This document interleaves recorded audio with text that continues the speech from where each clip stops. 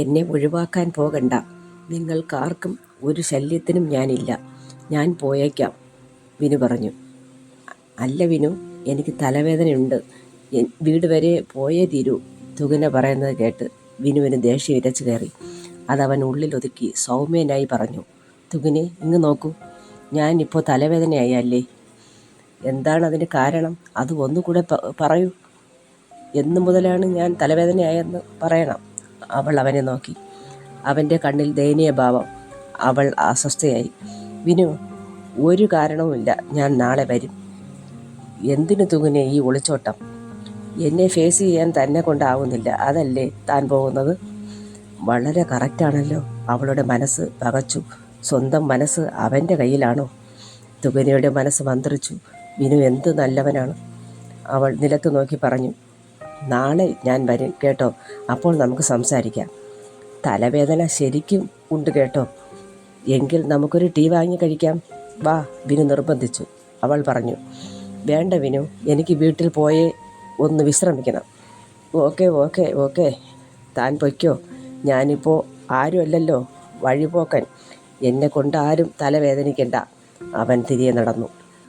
രണ്ടുപേരെയും കാണാതെ വിനീഷ പുറത്തേക്ക് വന്നു. കസേരയിലിരുന്ന് സങ്കടപ്പെടുന്ന വിനുവിനെ കണ്ട് വിനീഷ പറഞ്ഞു, വിനു എടാ, നീ എന്തിനു വിഷമിക്കുന്നു? തുകിന സുഖമില്ലാതെ പോയതാകും. നീ നിന്റെ കാര്യം നോക്കടാ. വിനീഷേ, അവൾ എനിക്ക് നഷ്ടപ്പെടുകയാണോ? ഇങ്ങനെയൊക്കെ ചോദിച്ചാൽ ഞാൻ എന്ത് പറയുമടാ ചേട്ടാ?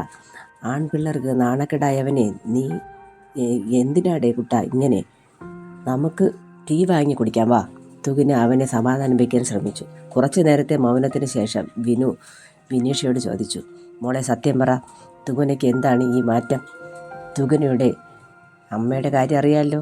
ഇപ്പോൾ ഒരു കൂട്ടർ അവളുടെ വീട്ടിൽ പെണ്ണ് കാണാൻ ചടങ്ങോ എന്നറിയില്ല, ഒരു വാച്ചും ഒരു വളയും. അവളുടെ അച്ഛൻ്റെ ഗൾഫിലുള്ള എഞ്ചിനീയർ പയ്യൻ്റെ അമ്മ അവളെ അണിയിച്ചു.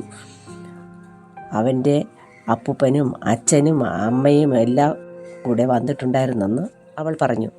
അവൾക്ക് നിന്നെയാണടാ ഇഷ്ടം. ആ ഇഷ്ടം നടന്നാൽ അച്ഛൻ വിഷമിക്കും, അമ്മ വിഷമിക്കും, ഞാൻ എന്ത് ചെയ്യും എന്ന് അവൾ എന്നോട് ചോദിച്ചടാ.